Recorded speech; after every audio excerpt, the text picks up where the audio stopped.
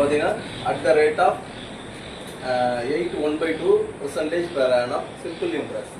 A sum of rupees 4,800 will earn how much interest in 3 years 2 years 3 months. ஓகேவா?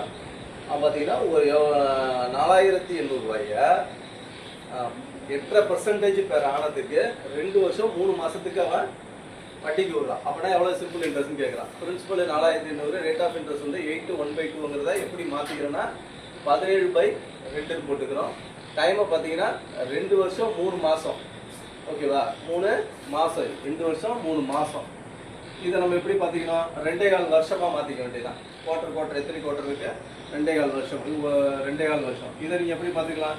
அப்படியே பெருக்க வேண்டியதான். 2 4 பெருக்கிட்டு 1 கூட்டிங்கன்னா 9/4 வரும். இந்த ஃபார்முலா நீங்கள் அப்படியே சப்ஸ்டிட் பண்ண வேண்டியதான்.